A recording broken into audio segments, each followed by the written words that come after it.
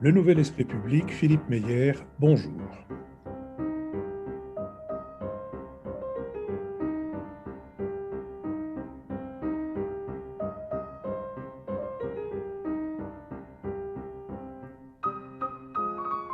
Bonjour, merci de nous avoir rejoints pour ce nouveau supplément, ce nouveau BADA consacré à la culture et au métier de tous ceux qui font vivre les arts et la culture.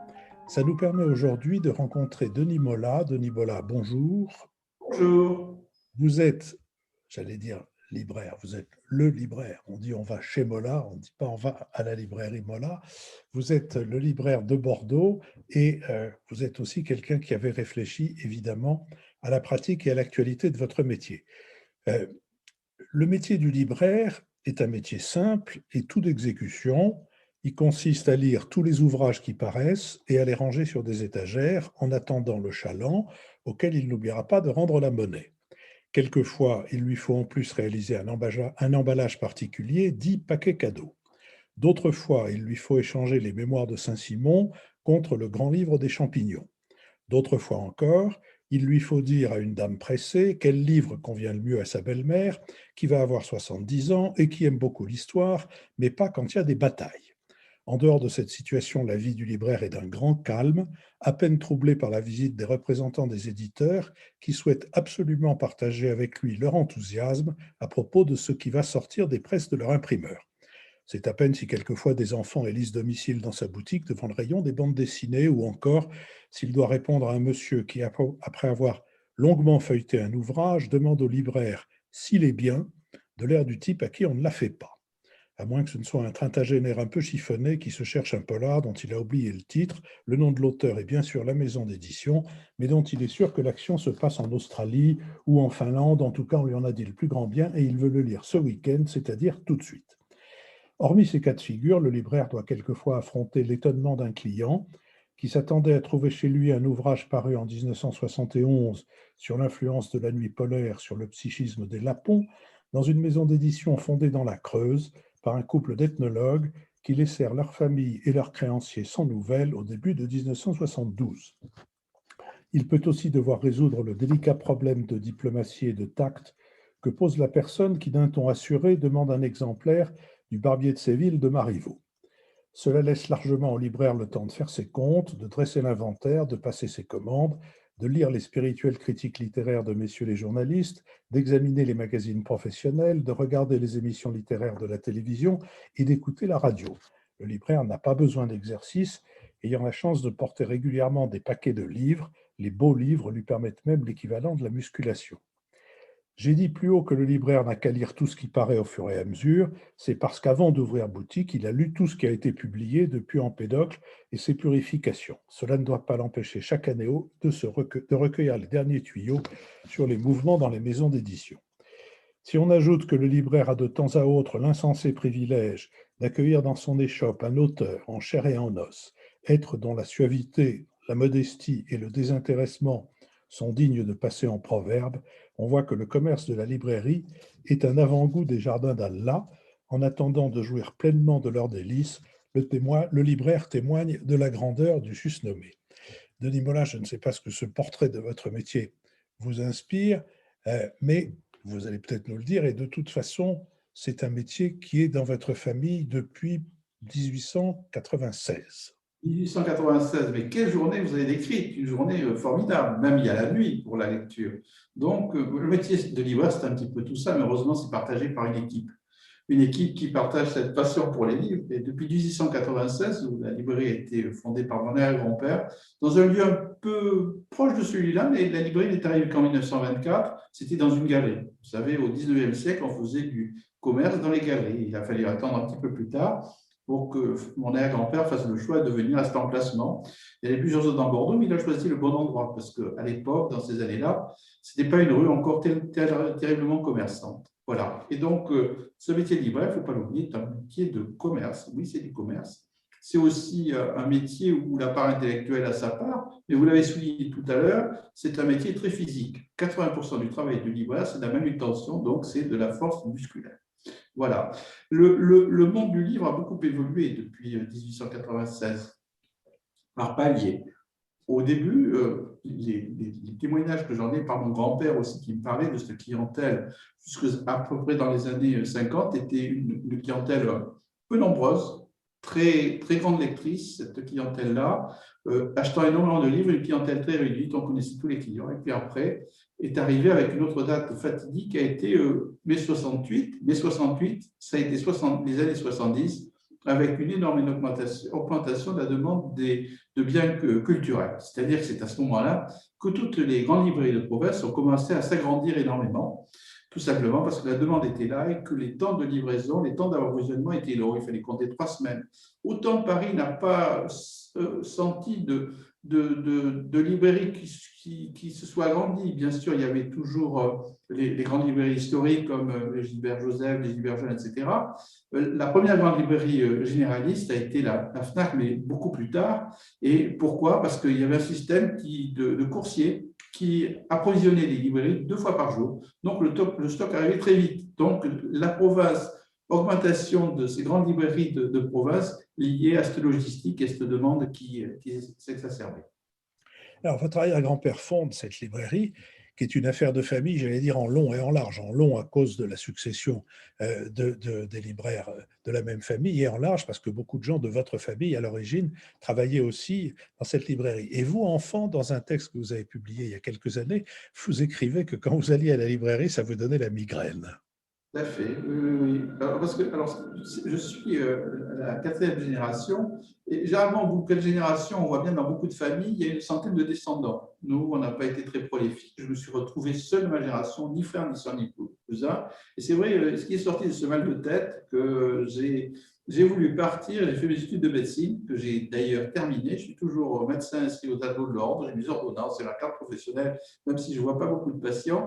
Mais ça a été pour moi un moyen de trouver une bouffée d'oxygène, de partir ailleurs. Donc, ça a été important.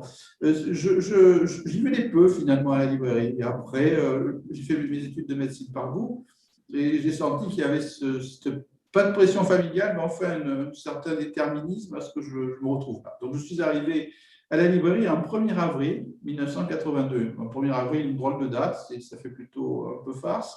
Et après, finalement, j'ai découvert la librairie de l'intérieur, ce qui était, parce que je suis un libraire malgré moi, quelque part. Et j'ai découvert ce que c'était, j'avais le plaisir de la lecture, bien sûr, mais comment s'organiser. Vous savez, le monde de la médecine est un monde un peu anti-économique. Donc, il faut apprendre le b.a.-ba, regarder un compte de résultats, plein de choses. Et c'est venu petit à petit. J'ai eu des premières années paisibles, et puis avec des ponctuations. Dans les années 85, il y a l'arrivée de la Fnac à Bordeaux. En 1990, il y a eu l'arrivée de Virgin, qui a été un peu tonitruante. Et c'est à ce moment-là que mon père a quitté l'entreprise.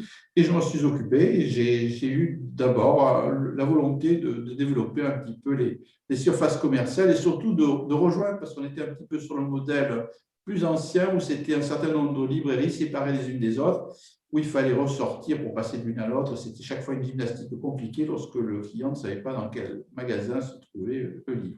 Donc, la croissance s'est faite petit à petit, et puis surtout la perception que le livre est quelque chose qui a un contenu, une dimension immatérielle, qu'il faut mettre en avant par les auteurs. C'est ces liens privilégiés qui existent entre l'auteur, l'éditeur, le libraire, qui se font comme ça. C'est un petit peu affinité du monde des lettres, où on partage tous la même analyse. Lorsqu'on se retrouve, on a un petit peu la même grille, la même matrice, la même manière de voir les choses. Vous avez dit que vous étiez arrivé à la librairie au début des années 80, et au milieu des années 80 arrive un phénomène important qui est celui de la Fnac. Comment est-ce que vous avez, j'allais dire affronté, en tout cas, comment vous avez négocié la coexistence avec la Fnac? Et après, comme vous l'avez dit tout à l'heure, 4 ans après la Fnac, c'est Virgin qui est arrivé à Bordeaux. Alors, ce qui est intéressant, c'est que l'arrivée de la Fnac en 1985 s'est traduite par une stagnation de notre chiffre pendant 3 années. Autant pour Virgin, ça a été une baisse pendant 3 mois avec une flambée qui a remonté instantanément. Ça a toujours été avec la Fnac des rapports très, très courtois. On a bien vu un petit peu que la politique de la Fnac a quand même évolué et qu'il y a eu une politique plutôt de raréfaction de son fonds.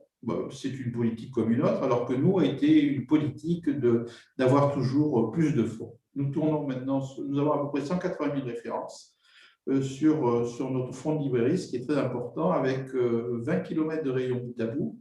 Et c'est ce que nous avons mis en avant, et on voit bien maintenant dans les effets de nos ventes par Internet, c'est que nous vendons énormément de fonds. C'est une clé. Chez nous, le livre de fonds représente 60% du chiffre pour 40% des nouveautés. Et tout ce que nous vivons depuis quelques mois avec ces problèmes de pandémie, nous avons développé depuis longtemps notre site Internet, puisque nous fêtons cette année ses 20 ans, et nous avons vu que nous nous sommes préparés à une logistique qui est la logistique, ce n'est pas le métier naturel du libraire, donc il faut apprendre des choses. Il faut apprendre aussi à aller chercher des livres dans les rayons, s'organiser, que tout le monde accepte de faire ça pendant les périodes où on est fermé. Eh bien, ma foi, nous développons, nous avons quasiment une nouvelle librairie qui s'appelle Bola.com. Je pense qu'on va la classer parmi les librairies françaises. Nous vendons par Internet à peu près la 30e librairie française. Et on voit bien qu'il y a eu un énorme pic pendant le mois de novembre, pendant où les librairies étaient fermées et aussi le commerce non essentiel. Mais depuis la réouverture quand même, on voit qu'on a un niveau bien supérieur à ce qu'il y avait auparavant. Donc, je crois que c'est de nouveaux horizons qui s'ouvrent. D'ailleurs, on le voit bien lorsqu'on a analysé nos ventes sur le mois de décembre 2019. En 2019, on avait travaillé sur 65 000 références et en 2020 sur 95 000. Et on voit que ces références plus difficiles à vendre, nous avons moins demandé, nous avons surtout expédié par Internet. Je crois qu'une des grandes clés de la librairie, c'est d'avoir cette offre la plus large possible. Pour ça, il faut de la place, il ne peut pas y avoir des grandes librairies partout. Et puis aussi, cette diversité, on peut la résumer, j'avais un ami éditeur qui disait qu'on demandait toujours au libraire le livre qu'il n'avait pas. C'est un peu ça, c'est ce travail en même temps où il faut, lorsqu'on a beaucoup de fonds, des libraires qui sont capables de mettre en avant. Ici, ils sont 52, donc ils se partagent les 2700 mètres carrés avec des rayons qui sont des centres d'intérêt pour lesquels ils ont la responsabilité de leur gestion. Et ça marche plutôt bien parce que vous savez qu'une des difficultés de la librairie, c'est les taux de retour pour les éditeurs. En France, à peu près, les taux de retour sont de l'ordre de 25%. Et nous sommes à 6,5%. Ça veut dire que nos libraires appréhendent bien leur stock. Il y a aussi l'inquiétude qui est quelquefois de dire si les taux de retour sont faibles, ça veut dire aussi qu'il y a des ruptures. Mais les ruptures, on n'en a pas. Donc, ils ont bien pris cette manière de gérer les choses et de gérer leur stock, de les mettre en avant et puis de suivre un petit peu ce qui se passe au fur et à mesure et tous les liens que nous entretenons aussi avec les auteurs par nos rencontres qui ont commencé dans les années 80 où on poussait les tables dans la librairie, on mettait quelques chaises, on mettait un micro où il y avait toujours du harcèle. Et puis petit à petit, on a ouvert notre première salle qui était que vous connaissez rue Portigeau, au 3e étage, qui faisait 100 places. Et petit à petit, et puis en 2016, pour les 120 ans de la librairie, nous avons ouvert la station Zone qui a 300 places, qui est beaucoup plus grande, qui est bien équipée, qui est capable de diffuser en direct sur YouTube, qui a une régie télévision, d'enregistrer, etc. Donc, nous, c'est la valeur immatérielle du livre passe aussi par la promotion qu'on peut en faire en créant ces liens privilégiés avec les auteurs et les éditeurs. Alors, je remarque que ce que vous avez fait en créant ce lien, en agrandissant les possibilités pour vous de recevoir du public quand viennent les auteurs, c'est ce qui avait fait la fortune morale de la FNAC à ses débuts et qu'elle a d'ailleurs progressivement abandonné. Mais vous avez dit un mot de l'abondance des rayons, de l'abondance des stocks, de l'importance du stock chez vous et de la surface. Mais est-ce qu'il suffit d'avoir la surface ou est-ce qu'il faut aussi réfléchir à la manière dont on organise la circulation à l'intérieur de cette surface?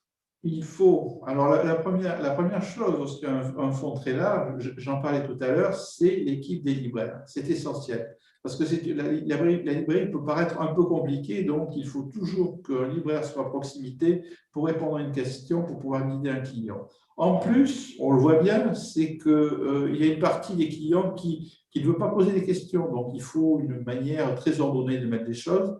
Dans d'autres domaines, on appelle ça le merchandising.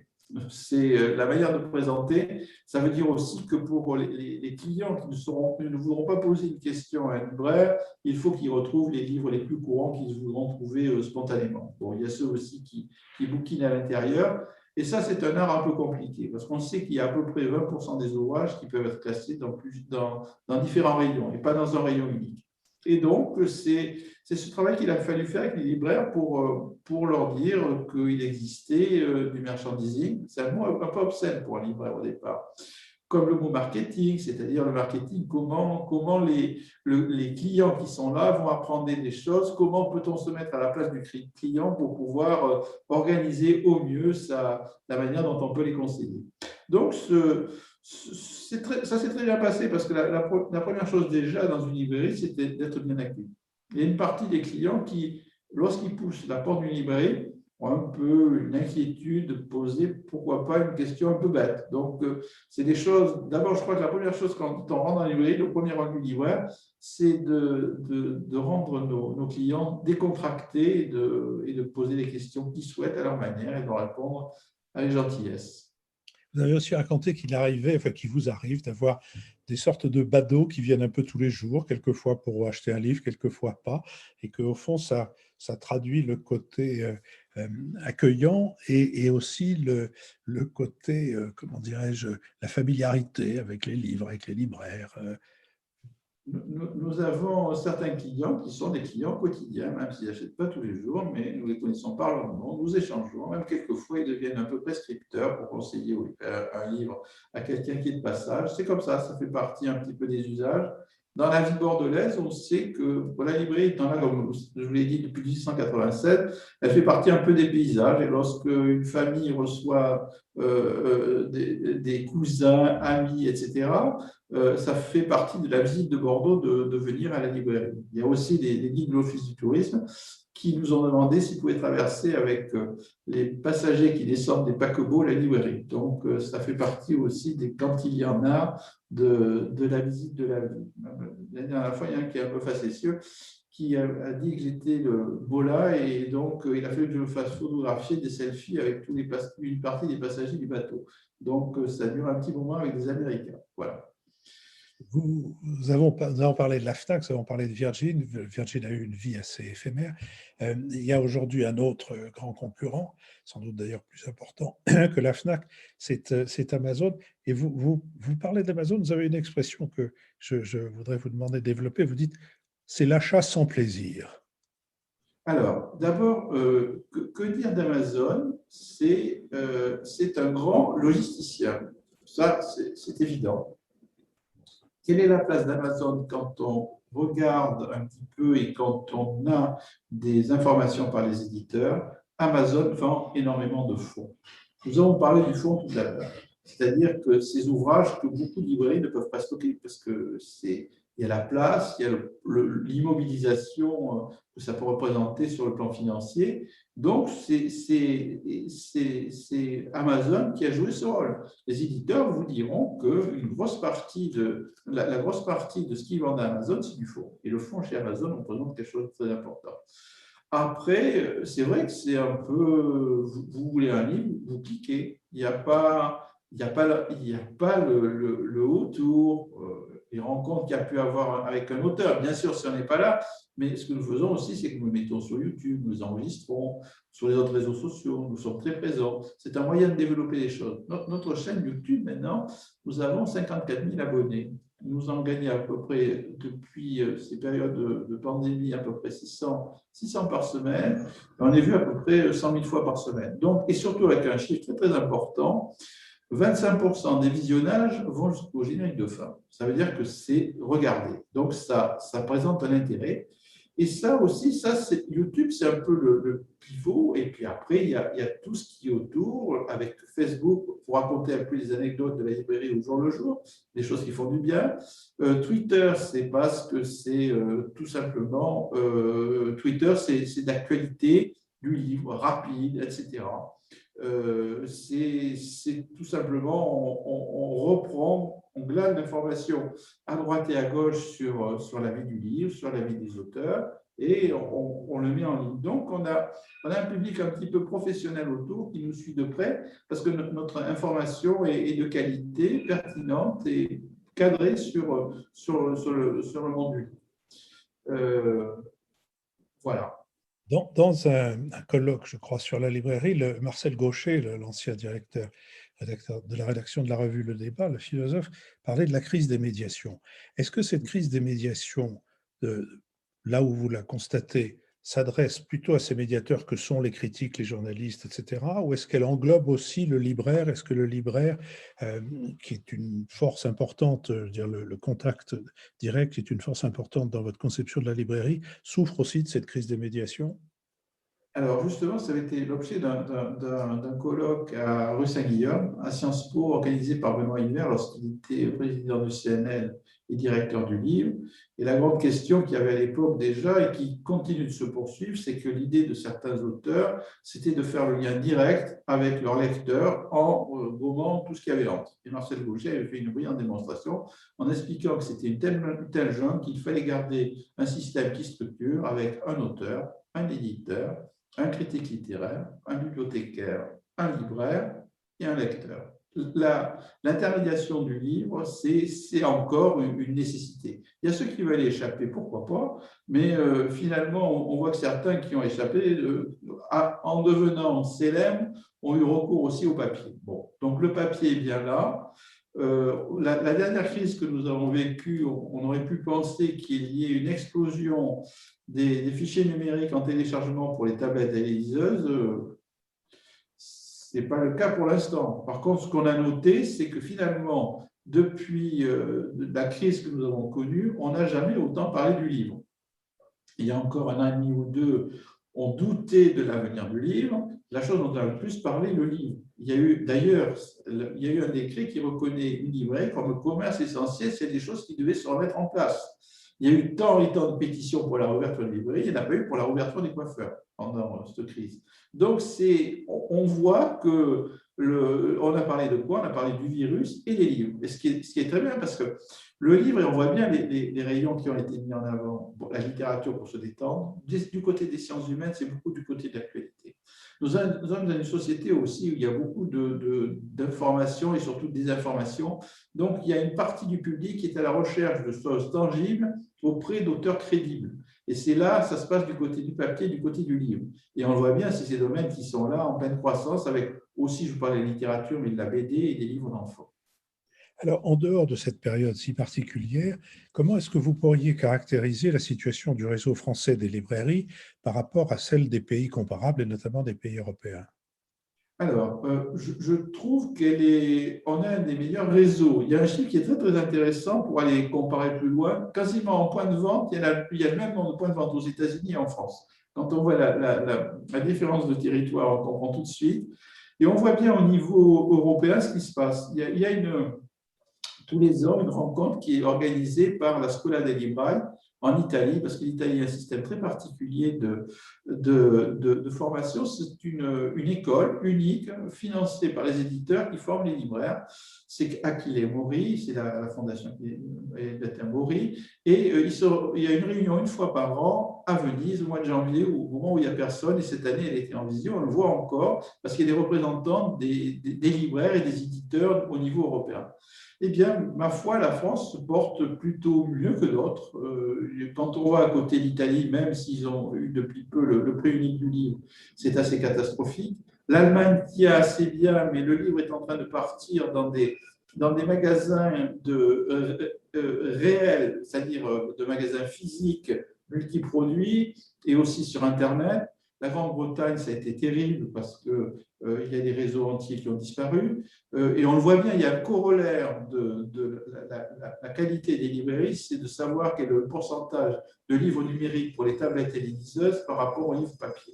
Et vous avez une bonne corrélation entre les deux. On voit les pays où ça s'est effondré le plus, par exemple la Grande-Bretagne, mais tout simplement, on voit qu'il y a un taux de lecteurs sous tablette et liseuse qui est très, très important.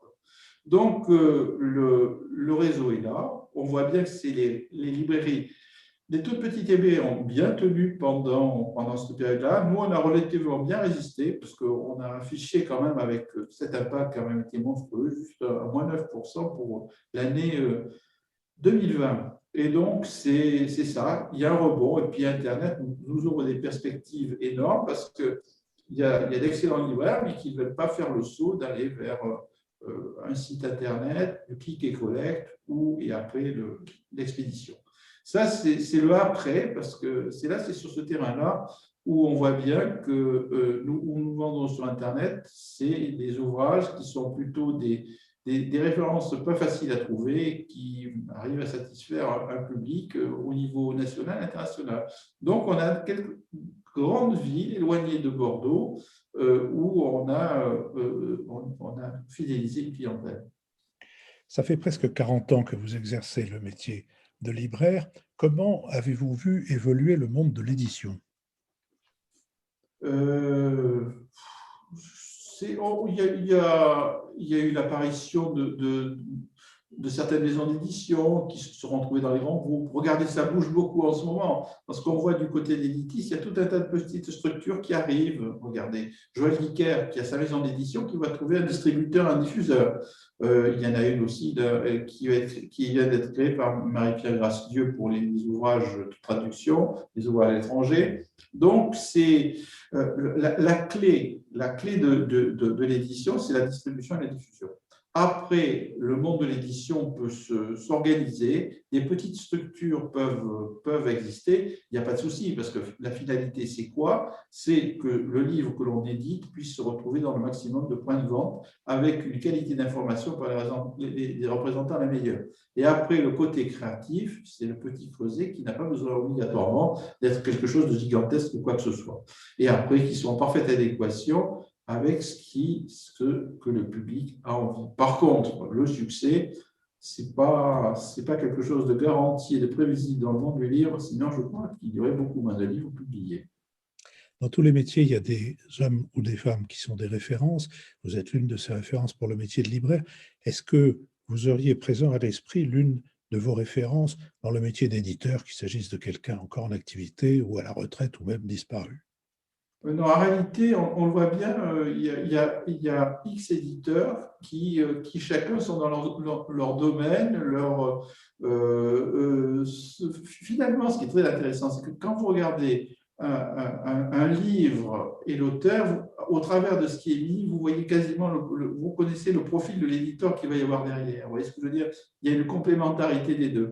Au niveau des éditeurs curieux, dont j'ai un souvenir original, c'est celui de L'Âge d'Homme de Dimitri Dimitrievitch, de cet éditeur, ancien joueur de football, qui était devenu éditeur et qui a publié de très grands auteurs. C'est au titre de l'anecdote. Autrement, il y a comme ça des éditeurs, chacun dans son domaine, tout est complémentaire, vous voyez ce que je veux dire. Antoine Guillimard dans son domaine, il y a, j'ai connu Bernard de Foix aussi et tout. Chaque fois, c'est des personnes. Finalement, la concurrence n'existe pas trop. C'est une écurie, entre guillemets, qu'il y a autour d'auteurs qui se ressemblent. C'est ça, voilà. Et ce n'est pas au sens la même concurrence que l'on connaît. Bon, bien sûr, il y a des auteurs qui se font, des éditeurs qui se piquent les auteurs entre eux. Ça arrive, ça, c'est dans la pratique. Mais c'est une grande histoire. La chose se poursuit. Voilà. Le tout, regardez, ça a été la résistance de l'édition et du papier, comme ça n'a pas été le cas dans la musique. Pour conclure cet entretien dont je vous remercie, vous avez, je l'ai dit tout à l'heure, 40 ans de pratique derrière vous. Est-ce que c'est un Mola qui va succéder à Denis Mola? Alors, ma fille, qui a vécu très longtemps avec son mari, qui était enseignant universitaire en Polynésie, et elle s'occupait